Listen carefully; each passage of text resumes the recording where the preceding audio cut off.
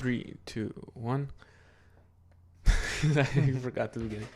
All right. Hello and welcome to Living in Toronto. My name is Lorenzo Cabason, and today with us we have my friend Michael Rosinski. Hello. Who's been living in Toronto for 3 years now? Not quite, 2.5. 2.5? Yeah, okay. Well, I guess September 2017. September 2017. Okay.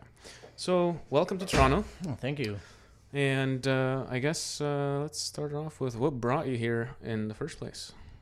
Well, what brought me here was I moved for work, and I pretty much wasn't happy where I was living, and I was in Thunder Bay. Oh, yeah, TB. Yeah, so it's a small town, but I was kind of felt just stuck in pretty much a rut I had a really good job. But, Yeah. I needed to do a lot of travel, standby work, call-outs. It was more, there wasn't really a work-life balance for me there. So I had an option to come down to Toronto to work in a different department. And it's a lot more, the field that I'm working in it's a lot better for what I like to do. Mm-hmm. And a lot less travel, and everything that I do travel, it's within driving distance for the most part. So it's really good. Really easy. Yeah. What position did you hold in Thunder Bay? I was working in technical operations for an aviation company at the airport, doing maintenance, repair of air navigation equipment. Okay. And then how's that different from what you're doing now? So now we're doing all the planning of new installations of new equipment. So we're doing a lot more of the planning, design, and implementation of the systems, and then we install them, commission them, and then sign them over to technical operations that repairs and maintains them if they fail. Okay. And out of Thunder Bay, where were you traveling to for work? Well, I was mostly around northwestern Ontario, so Dryden, Sioux Lookout, Pickle Lake, Big Trout Lake. That was the worst one because it was a fly-in reserve, so it was difficult to logistically work there, or get all the tools and equipment, everything, and then just navigating when you were there was very difficult. What do you mean in navigating when you were there? Well, just not sometimes there's nowhere to stay. There's very few. No hotels. There's no real hotels. Just nothing. Straight up real boonies. Yeah, so we have to a lot of the times we needed to negotiate with. Well, Bell Canada had to sell cell towers there, and they have a bunker pretty much. Wow. It was almost it almost was like a sea can. Their workers would stay there when they go, right? So when we went there, and that was like your hotel. Yeah, pretty much. And it was it was so strange because you would never know who would be there. When you get there, and then there's 4 rooms, and then 2 twin beds in each room. You're like, well, I don't know if there's gonna be somebody here. Wow. And they don't even know if I'm coming or not. Wow. So one time we were there, and it was every room had stuff in it. And we're like, well, we're kind of screwed. We don't have anywhere to stay. And then we're like, well, I guess I'm going to pick this room. And when this guy comes home later, there's going to be another guy sleeping in the room with him. So wow. That's so random right there. Yeah, so that was... Would you end up sleeping on the floor, on an air mattress or something if it was full, or...? I've never had... Well, actually, coworkers couldn't get in, and they had to sleep on the floor at the site. So, wow. Yeah. Dude, that's so intense. Yeah, that's hilarious. So with as long as here now it's when we were traveling, I was going there 20 times a year sometimes, just because of not 20 times. Well, that's a lot. I mean, even if it's only 10, that's a lot. Yeah, I'm thinking when I was there for 4 years in that position, I probably was in there in Big Trout 20, 30 times. So, okay. Yeah, that's. But reasonable. that on top of everything else was kind of... So you were traveling a lot, eh? Yeah, exactly. So how are you keeping up with the gym, with gains when you're out there? Nothing when I was on the road for sure. But really? Basically just trying to... Well, there would be no working out pretty much when on the road, yeah. So when you came back to... Or when you moved to Toronto, you basically got jacked again? You started working out again? I've always been jacked. Whoa. All that not kale. What is it? Arugula. Yeah.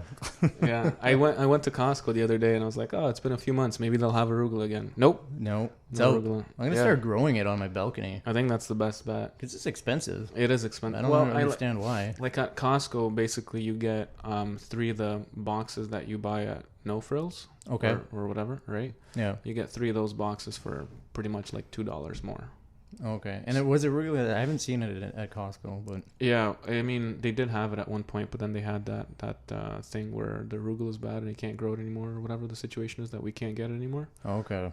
Do you know what's going on really? Like we don't have arugula. No idea. Someone was telling me it's like something happened to the farms, or like I don't know, some bullshit. You know, they're like we're not gonna have it for like a few months, maybe the whole season. Okay. Well. Yeah. So yeah, but they did have it.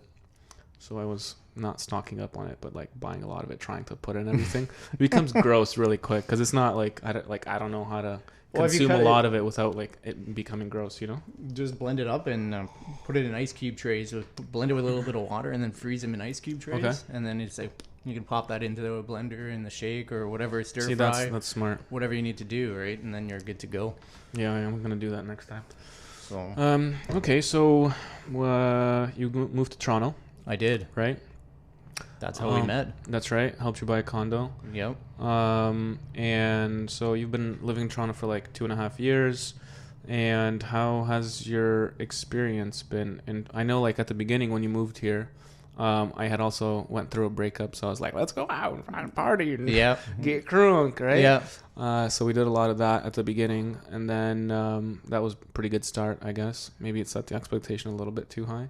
Kind of tapered off after a while. Yeah, it did. I mean, like I've at that point, you know, I've been like I started coming to Toronto when I was 17. I just got my car. I'm like, got my car. I'm out of here. I'm out, right yeah. from Kitchener, and started to come to Toronto every weekend. So at that point, I'd been coming to Toronto a lot. Then I moved to Toronto in 2013, I believe. Okay.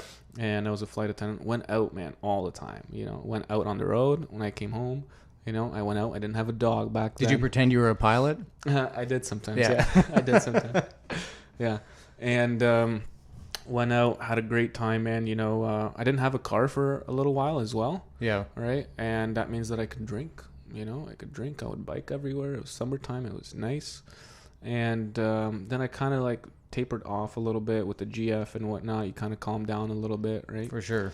But then the breakup happened. I was like, I'm just gonna go out and like just go ape shit a little bit, right? Dog off the leash. Exactly.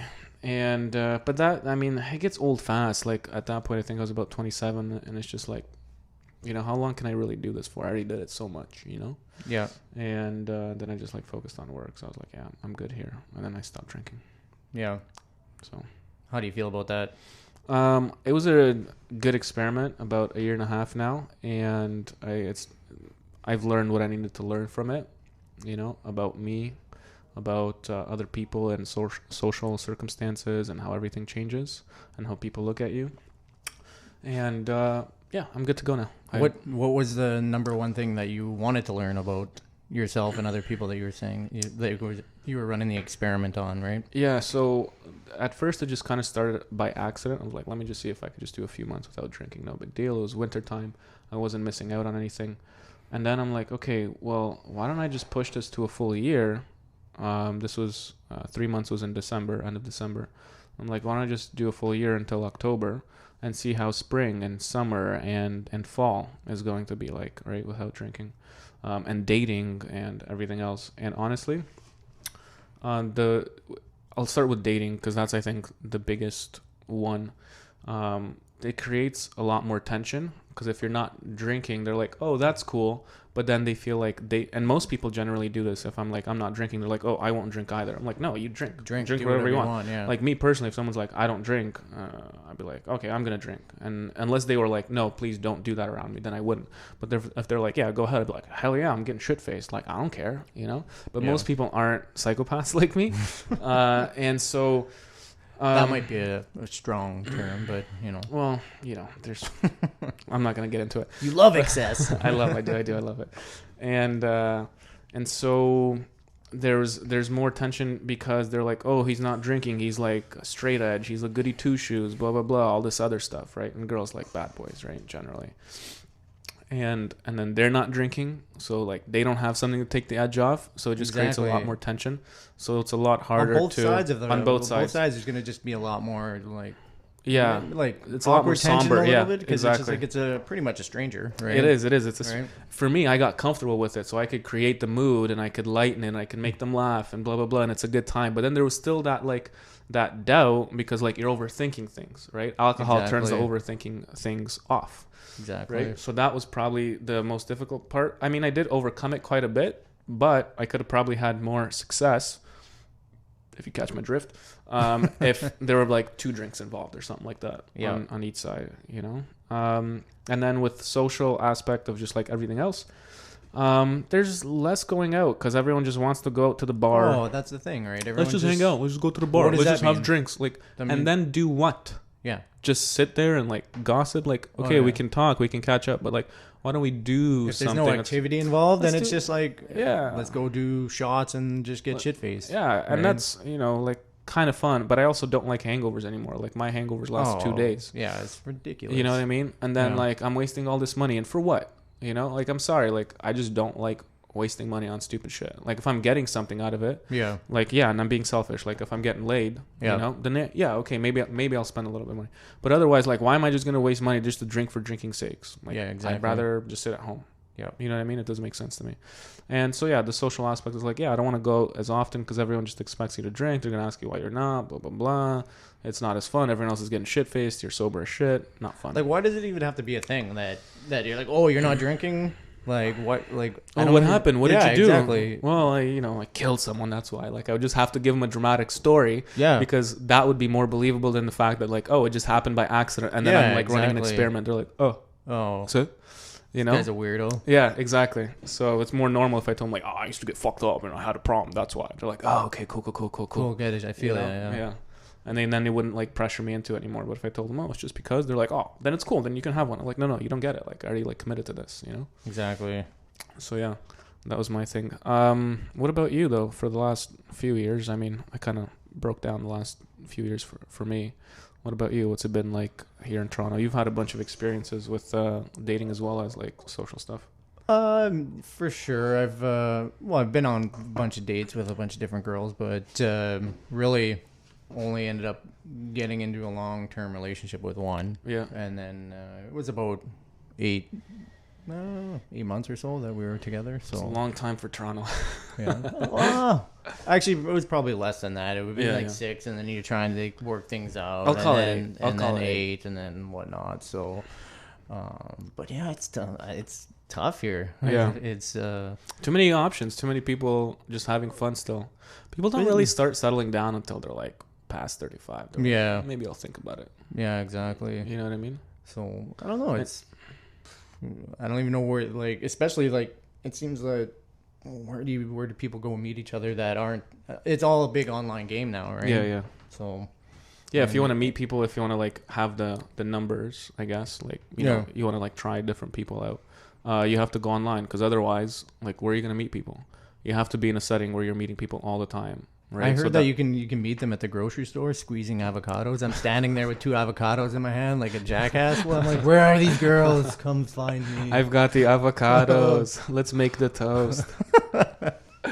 That's funny. So, I think joining some sort of like social or like the class pass thing. Yeah, you were mentioning that. Yeah, like axe throwing. Never did get a chance to look at it. What is the details with that? Like you just.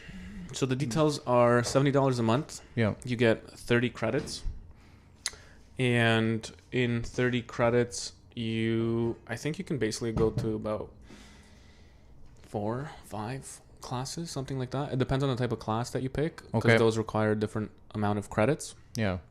And man, there's like hundreds of places you can go to throughout the city, and then you just go there and just do your workout for an hour or whatever, from like kickboxing to spin class to yoga to all kinds of like. Is there an origami folding one? There's an origami folding one as well. That's an up and coming one. Yeah, that's an entertainment district at a very hip place. I forget the name from here actually. Yeah.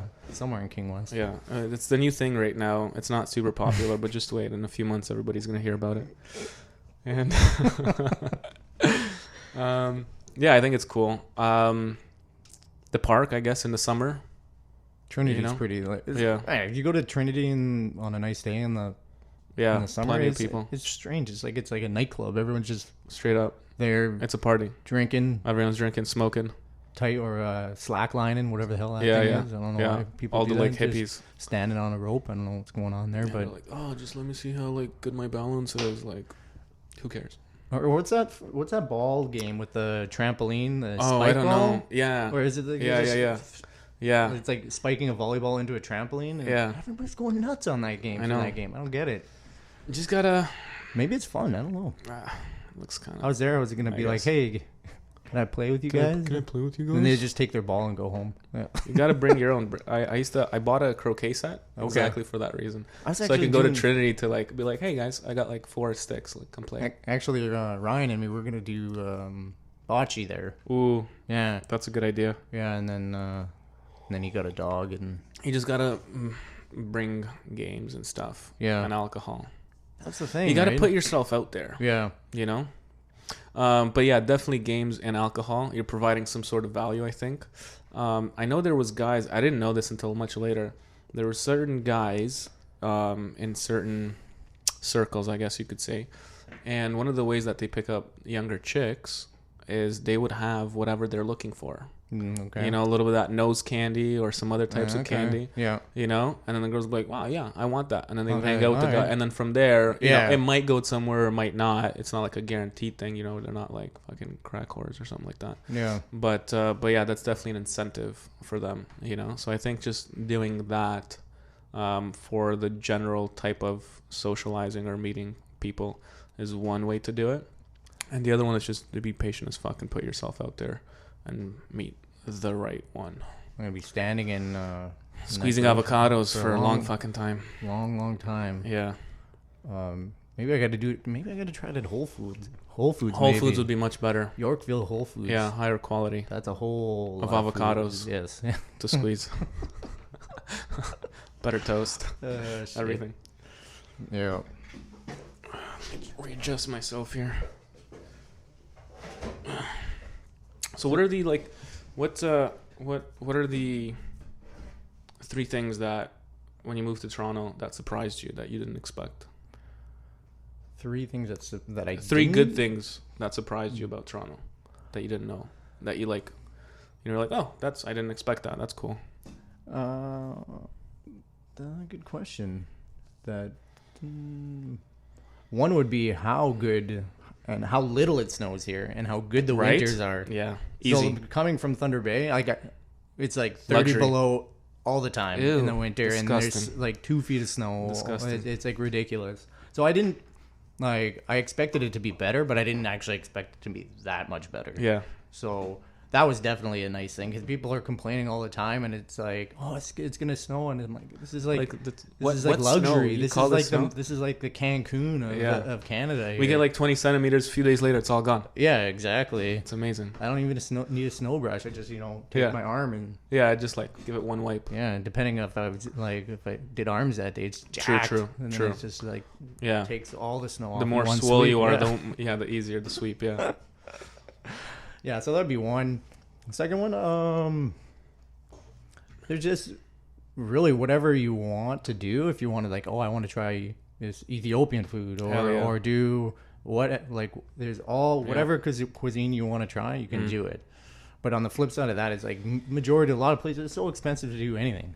Right? It is fairly more expensive. Yeah. So, but I guess you can find the smaller places that. Yeah, but you can find the different price ranges as well for Yeah. that particular type of like food, whatever it is. Yeah, That's for exactly, sure. exactly. And then another good thing. Well, I like traveling. Yeah. So you can find a flight wherever you want to go, anytime, and it's fast. Like right out of Pearson. Yeah. Or Easy to you can travel go out of. pretty much. You can go around the world with only one stop if you wanted to. Right. Yeah, that's true. So that's good. And then so.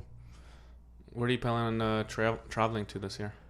Well, we have a bachelor party coming up in May in Phoenix, in Scottsdale, Arizona. Oh yeah, that's gonna be good times. But it's looking like we might have to cancel it. No, come on. Yeah, because of this Is scenario going on with COVID. Is there a ban, or from like Canada to US right now? Well, it looks like they're maybe starting to do that, but it's the companies that you work for that'll put restrictions on. Oh, no way. Yeah, so I know a friend of mine that works for a bank, and they said that if you travel, you have to do your self quarantine, and you're not getting paid. Wow. So, wow. yeah, so there's that. Damn, So- I did not know about that. So That's my interesting. company, there's a list of countries if you choose to go to, Mm-hmm. and if you get sick, you have to quarantine, and you're not getting paid. But if you travel and it's not one of the Then you're good restricted countries, yeah. So You can still catch it though. Like with this whole like 14-day incubation period, I wouldn't mess around. yeah, know? exactly. Like that's the part that seems really scary for me. You got it. 2 weeks later. Exactly. You have no idea. So at my work, they told us to take our computers home this week because I work at the tower and the control center at Pearson. Yeah. And if anybody gets sick in the tower, like the controllers, like, and it's like such close, They're like screwed. it's like It's bad game over. news, Very yeah. bad, yeah. Because like, and it's so that's a very high risk. I can't believe that the airlines are one still flying, and two, all the flight attendants that are still flying, they're just doing it, man. And they're working in this like cubicle, Yeah. this tube where This like incubator. this incubator, like it's so intense, you know. Like there's no way I could do that still. That's so scary. Yeah. They're like, whatever, it's Whatever. fine. Well, if you get sick, I don't think like what's it like if you're relatively young and healthy, you just recover, I guess. Yeah, right? you should recover unless you have like Any other issues. predispositions. Yeah. So So that's in May though. It might be good. yeah, we're End gonna of May? see. No, it's like May long weekend. Mm. So Oh, that's quite a time away. yeah, it's about 2 months now. Yeah, it might pass by then or be on the tail end. Yeah. That's like I'm thinking like this because of the extreme measures that basically the whole world is taking, or at least North America, you know, the first world countries. I think we might be able to nip it in the butt where it doesn't actually become like A huge a problem. Spanish flu type situation where it wipes out like half the population. Yeah, exactly. But it'll definitely wipe out a lot of the old people. Whether they want to or not, it's going to affect them. For sure. Like, and I don't know if there's a lot of digging in, like if the people that did die that were older Mhm. people that caught it and then they actually died. Mhm. Was it just contributing to it, or is like if like it was just a combination between that and what other conditions that they had that they Well, when caused you're it? old, like, you know, you ever hear of like old people like breaking something and then they die after? Their body just can't recover, Yeah, you know? fragile Very fragile, yeah. for sure. I read somewhere, I don't know how true this article is. We should like have a laptop next time to like pull things up. But basically this I think it was Chinese woman, 103 years old. She got the virus, COVID, and she actually recovered from it. Wow, Yeah. crazy. So, who knows, man? You can't trust anything that these bastards tell you. I personally don't trust shit all what they for tell me. I'm sure. like, they tell me to watch out. That's for sure, you know, because that we know that it's real, right? We know that it's happening, and I'm just gonna be super careful. And beyond that, I don't know. They're like, oh no, you can't really catch it. You know, it's not really that airborne. It's like, I just don't trust any of it. You know, so I'm just super careful. For sure. You know, and I saw all that toilet paper you had in the back of your I'm truck. rich. I'm rich right now. Thanks for the mess. What's up with that? I don't understand. Like, I don't understand. if it's Armageddon, I'm not going for toilet paper. Like, yeah, I want to have some toilet paper. Yeah, but like, if it's Armageddon, you want to have like a gun. You want to have like supplies to like burn a fire, to like make things, you know, to like, Yeah. like just, you know. I don't think these people though, like that's the thing, you know, in first world countries, they don't actually understand hardship. They don't actually understand lack. They don't know these problems. My mom called me on Thursday. This was right after, I think, they're like the NBA, the NHL was canceled. School hadn't been canceled at this point. And she calls me and she goes, hey, do you have dog food? I'm like, I'm running out, but I'm just about to go buy some anyway. She's Yeah. like, go today. Go today and buy everything you need. I'm like, why? She's like, trust me, Yeah. go today. My mom comes from communist Romania, right? Like she knows very well from a distance when shit's about to blow up. You know, when we're about to run out of everything. Yeah. You know, because back then they ran out of things all the time. They didn't have, you'd have to wait in line for like 3 hours for bread, 6 hours for milk, you know, stuff like that. You had to like know people to get it. And then when she said that, for I think probably the only time in my life, I didn't doubt her for 1 second. I was like, okay, I'm gonna go do it. Yeah. You know, I just like knew it. I just believed her, you know? And sure enough, after that, like it started becoming crazy, you know? Yeah. So, just these people don't know about being prepared. They've never had to deal with this stuff. So I think they're just like freaking out in a weird way and buying fucking toilet paper for whatever reason. I don't get it, but that'll be a currency, I guess. Yeah. And cigarettes. It is. Like some people are selling it for hundreds of dollars, like $300 for like a 20 pack or some shit. Yeah. For toilet paper. I saw somewhere that someone was made like $100,000 on selling Lysol wipes on Amazon. No. Yeah, like went truckload from Costco or something. It was just selling it on. That's so smart. Yeah, that's so smart. See, but those people are the ones that saw this happening in Wuhan.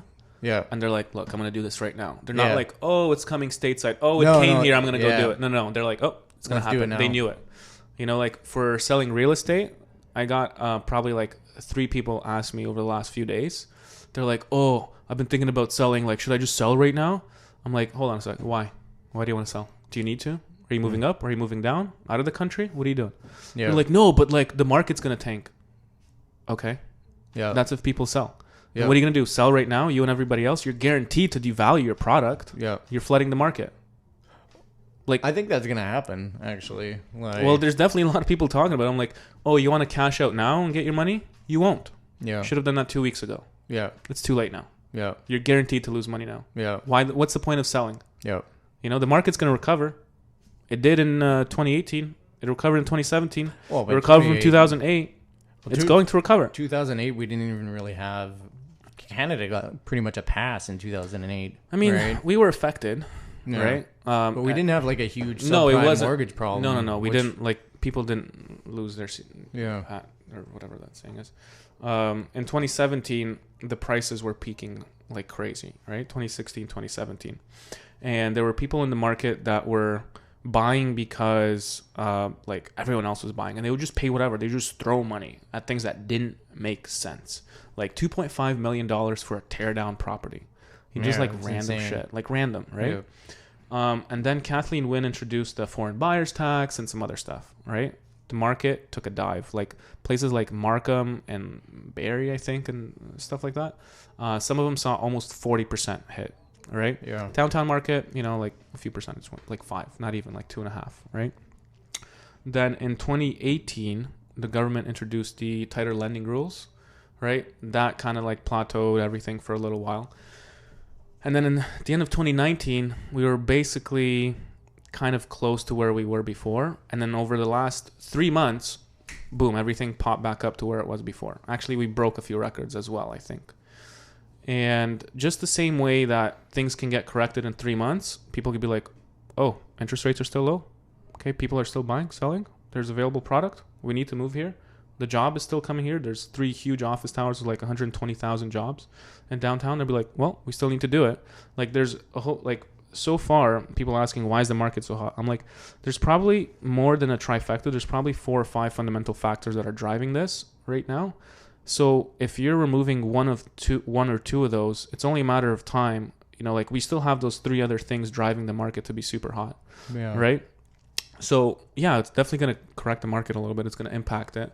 To what degree, it's a little hard to say right exactly at this moment because the market's so hot. It might not affect it, but it probably will. The question is when and for how long, right? Yeah. We know that it just kind of has to affect the market, so we just have to wait and see right now. It's honestly really up in the air. We discussed this for hours and hours on end. Yeah. The thing that I think would have definitely hit the market a lot worse, or it we'll see, is the fact that the Bank of Canada lowered interest rates, and that's just giving people free money. As long as the bank is doing mortgages, people are good to go. Unless the banks are going like, hey, the market's really going to tank, people are going to lose their jobs, they're going to be like, hold on, do we give this person who's worked at this place for 10 years or 2 years in this industry alone, or do we give it to this one, right? They're going to be a lot more risk averse. They're going to really look into the files a lot more. Yeah. And then we're really going to see the impact of the real estate market, and that'll take 3 to 6 months for us to see the real impact. Yeah, so things will So those are prime lenders, right? So there's what about like the alternative lenders that don't? There's very few people who do those. Yeah. What percentage of the market do you think is like of Toronto market that is done through alternative lending? It's hard to like. I don't even Very know. very small because Like 10%. I don't know. Like, there was a period, I believe, around late 2018, 2019, where people were starting to take like 5% loans, 6%. yeah. But then the banks were starting to hurt. They're like, oh man, like we're losing a lot of business. And then basically they started looking at files a little bit differently. It's a very tricky business in the mortgage industry because you could have one file for a certain person on a certain property, and you're presenting that file through the bank, right? You're going to your bank to get your mortgage, and they can present that particular file 3 times in 3 different ways to the underwriter, and then it would get accepted. Okay. Right? Yep. So basically, I don't know exactly to what extent what they're playing with and how they're presenting things differently, but I know that the banks were doing whatever they can to take on those loans, because otherwise they would be like hurting a lot more. So then that slowed down the amount of like B lenders. Yeah. A lot of people who are B lending are doing it for like flips and stuff like that, short term. Yeah. So, yeah, it's hard to say, because when there's a credit crisis, if the banks stop lending, right? Yep. They're gonna basically removes a lot of the demand for the property, right? Yep. All the properties, like they're getting nosebleed levels, right? Like that one we looked at, that loft that was sold for like $829. $829 or $836 or something like that. Yeah, something like that. 1 bedroom. It's crazy. Let's call it $830. Yeah. So, and then everybody that owns these properties that are just renting them out, right? Mm-hmm. They're not even positive cash flow, right? So they're strictly speculating on the capital appreciation of the property. Yes. Right. And now with all they've made a lot of money that way, though. Okay. Yeah. So up until a point, right? So now when there's so much global like economic turmoil, like with everything that's happening right now, everyone's fleeing to safety, right? So now they're like, okay, this is what if I was a foreign investor for a condo in Toronto, I'd be like, okay, I've made quite a bit of money on this property now, and that market is white hot. Everything else is starting to domino and tank away, right? Now is probably a good, and then that coupled with the Bank of Canada dropping 0.5% and then 0.75% in like 1.25 in like 2 days. Yeah, so that's just gonna add, and then they're refining the stress test as well. Yeah, they've refined it.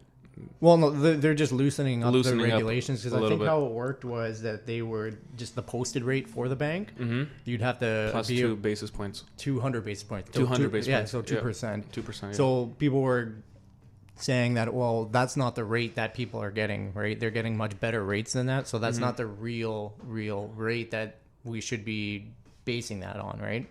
So I think now they're taking an average of all the rates that all the lenders are giving out, and then 200 or like 2% higher than that. So yes, so we might actually get 0.5% less on the stress test, right? So so that coupled with the drop of interest rate, there's going to be a lot of firepower coming in the real estate market this springtime, right? Yeah. So, and then if I was overseas investor being like, you know what? Time to sell. Let's drop these now, because you know what? Who knows what's going to happen?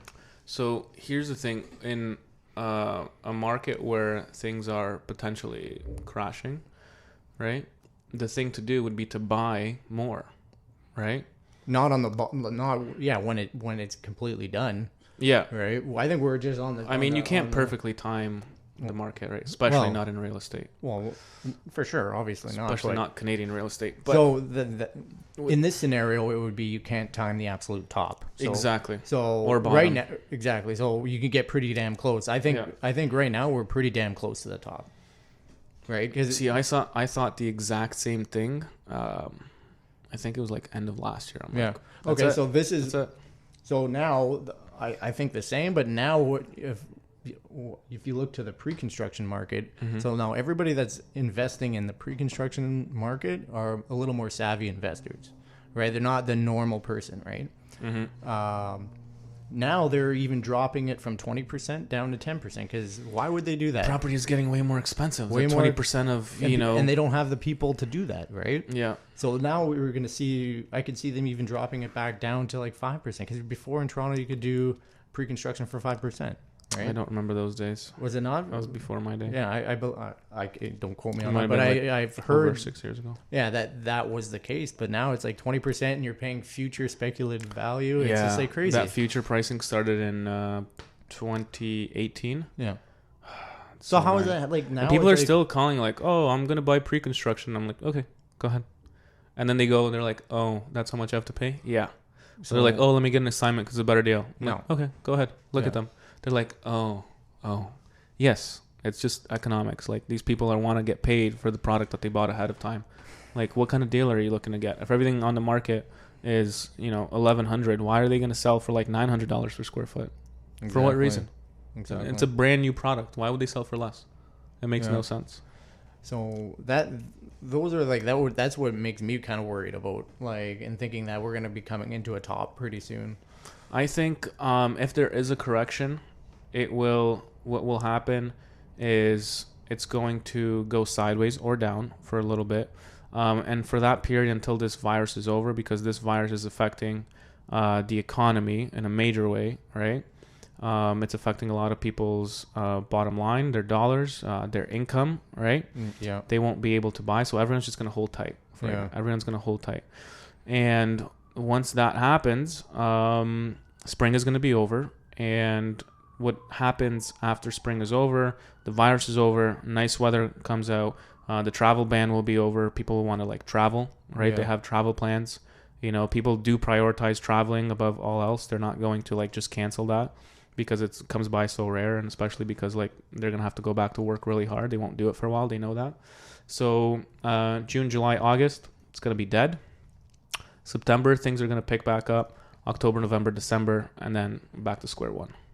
So that's like 2 quarters from now. So what happens when the banks actually start reporting 2 quarters of losses or like lost revenue? Look, banks they make a lot of money from real estate, like a lot. Yeah. Right. So they're going to want to give out. So, but money. now it's just not like when the rate is so much lower. Mm-hmm. Low interest rates are actually bad for the bank's profit, right? So, and then that coupled with they're going to come all the oil problems that are happening now. Like all. So you think they're not going to give loans?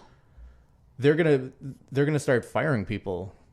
That now that Toronto's economy, the majority of the really high paying jobs are in finance, right? So if they're laying off people that are buying these properties, people are not gonna be buying the properties or whatever they have. They're like, okay, I'm gonna have to sell this now because I can't afford to maintain this property that I'm paying $500 out of pocket to hold this. Say if it was an investment property, they're like, okay, now I can't pay that anymore because I don't have a job, right? So I don't know.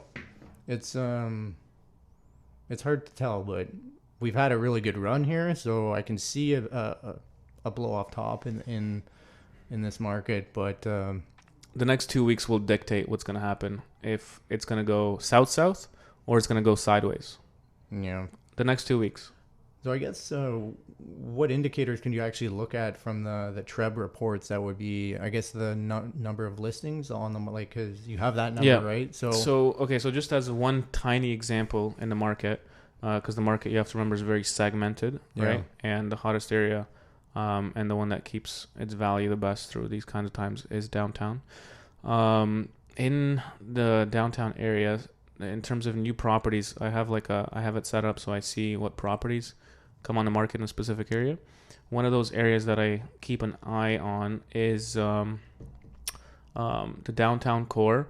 And normally Monday, Tuesday, about like 35, maybe even 40 properties come out per day. Okay. Wednesday, 20. And Thursday, Friday, 10, like at the most. This Thursday and Friday, I think I saw like 25 properties come to market. So more than double the usual over the last few days. So that was a little bit weird. Yeah, see that people are starting to be like, maybe this is the time to start. Saturday, like 2 properties. I think I saw 5. Yeah. So there might be... The thing I was trying to say earlier was as well is that people here, I don't know about all of Canada, but I think a large part of Canada, but definitely here in the Toronto market, they do not panic sell. They hold on. They weather through because they know that if they sell, they lose their value, right? Especially if you're flooding the market, then the buyer has way too much power. And that's the thing that everyone thought would happen. They're like, oh, the market's going to crash in 2017 and 2018. And people were like so excited, waiting for it. And you're just getting super horny for it. And none of that happened. Yeah. Because people weathered through it. Yeah. Right? So that's probably what's going to happen here. Their hand wasn't forced to sell, though, right? No, it was not. No. So, no, there's a lot more security here. I don't know the exact details of everyone's finances and what helps them be able to do that. Yeah. But I know that. People are not. They're just gonna like weather through it. They'll like work more. They'll save more. They'll like penny pinch everywhere possible. They're not gonna sell their property. It's their most valuable asset. Yeah. The people in this country, especially in I think in the GTA again, are more financially literate than our neighbors down south. Yeah. And the whole system's set up better anyways for success. So if nobody's selling, but if the buyers aren't there either, right? So if the buyers are there. Yeah. I'm not worried about the buyers. Yeah. I'm definitely not worried about the buyers. Yeah. The ratio of like product to buyers is 1 to 4. Okay. For every one product, there's 4 buyers. At least. Okay. At least. The demand is ridiculous. Yeah. Ridiculous. You know? Yeah. Everyone wants to buy. There's realtors out there suffering because their business is solely based on listing properties. They don't know how to do the buying stuff. They're hurting. They're hurting because people aren't selling. You know, it's been really bad for many months. So that coupled with these ridiculously low rates, low supply, and if you have 4 to 1 buyers to products, there's going to be a little bit of a mania happening, and maybe yeah, like if anything, and this wouldn't surprise me if this happens, but it is a possibility. In terms of the real estate market here, instead of it cooling right now, it could heat up even more. Yeah. That is a possibility. I could see that short term for sure. Yeah, for sure. Like this particular market that we're in right here is very different than the rest of Canada. I would agree with that. Very different than a lot in the US for right now. Now, my prediction before this virus hit was that basically we're going to see a lot more growth. We're going to basically grow to the brim for another 5 years. Yeah? Yeah. You think so? Huh? Because of all the inventory that's coming and how long that's taking to build. And for us to basically catch up in terms of like product to demand, it'll take us about 5 years to do that. And at that point, we're basically going to be plateaued for like 3 to 5 years. Mm-hmm. If not even like a considerate 15% dip. But we're going to be so much higher in terms of like overall value that 15%, like it's nothing. It's still going to be hard to afford something. You're still going to make lots of money if you're buying right now or even next year at like crazy prices. Yeah. And in a few years, it's going to seem like nothing. And it always does. Every time people are like, oh, what? $400,000 for a condo? That's too much money. You're going to lose money, blah, blah. Those people are selling the condos for $750 right now. Right? Yeah, it's crazy. Even people with the houses that lost a bunch in 2017. Well, if you don't have to sell, right? If you don't have to sell. So, but the people that did buy, like that were like speculating buying, those people lost money. Yeah, exactly. Those people lost a lot of money. You know, they were buying like 2 million for a tear down. They're like, I'm going to tear it down. I have all this cash, blah, blah, blah. Those people lost money. Yeah. And they're not going to be back to that particular square, that particular position for probably, I don't know how they're like doing it, but like overall, I'd probably say for like at least another year or two. Because those people lost millions of dollars. Yeah, like in one deal. Yeah, for sure. For sure. So that's the only catch there.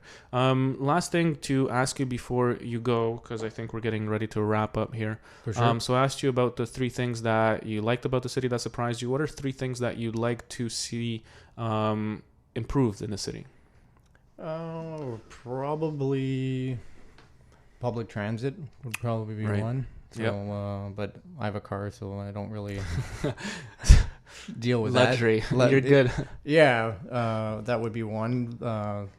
Probably affordability of housing would be another, which we just talked about. Yeah. But because I feel like I'm doing quite well, and I can't. I'm stuck at a glass ceiling with a 1-bedroom condo, right? So to be able to, but that's really the if you're going to try to regulate that more, it's just going to make things worse, I think, right? To regulate the somehow the real estate market, right? Because it's like a free market, right?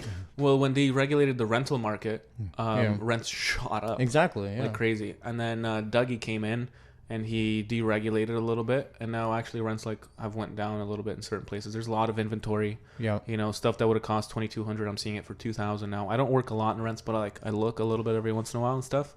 Yeah. And there's a lot of inventory. So if you're a tenant right now, it's a good time to be a tenant to get into something. Yeah. But that's just like there's a lot more volatility in the rental market. It goes up and down like in bunches, a lot more than it does in buying and selling. Yeah, for sure. And then I guess the last one, maybe, I don't know if it's such a big city, but it feels like everyone's just kind of, I don't know if it's not very friendly, or I don't know what I'm trying to, like, animosity. Like, it's just like everybody's like stuck to their own little world and bubble and walking around, and it's just like, it doesn't feel like a community at all, right? It's just very... It's a thing. It's a syndrome. Like it's a big city and they don't know it yet. Yeah. And then I think the other reason is Toronto's a very try-hard city. Like we're really trying to make something of ourselves and try to be someone and comparing ourselves to someone else. Yeah. So the way that reflects into people's actions is the fact that like I want to have the nice thing and be like Drake and like all this other stuff, right? Mm-hmm. So when you're living like that, you're networking with people for interest purposes. Like, how can this person help me go to the next level? Type thing. Exactly. Very selfish type thing. It's not like from the heart, like, oh, this guy's cool, let me just hang out with him. Nobody does anything for no reason. And there is a little bit of like reason to why someone wouldn't just hang out with someone just for the reason that they're cool, is because time is very valuable. Time is short. A lot of people have 2 jobs. You know, you don't want to just like waste your time with like anybody. You want to maybe get something out of it, and that to me makes sense. But it is unfortunate at the same time. But yeah, because it feels like if you go and you're just friendly with somebody like out in public, you kind of get a weird look or something. If you just say, "Hey, how's it going?" The person's like, "What the heck, this guy? This guy's a weirdo." You know what I mean? So, like, it's kind of strange. That will change. It'll take a few more years though. But we'll see. We'll see.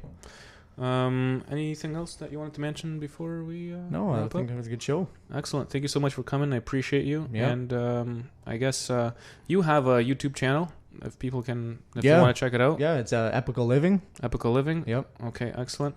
And Mike is also helping me with real estate videos now. We're doing stuff together, so if you want to watch more of that, you can find it on my channel, which is basically just type in Lorenzo Cabason into YouTube and you'll find our stuff, and you can find some of the real estate stuff on his channel as well. Thank you so much for watching, guys. Bye. Perfect. Take care. See you later, man. See you later, man.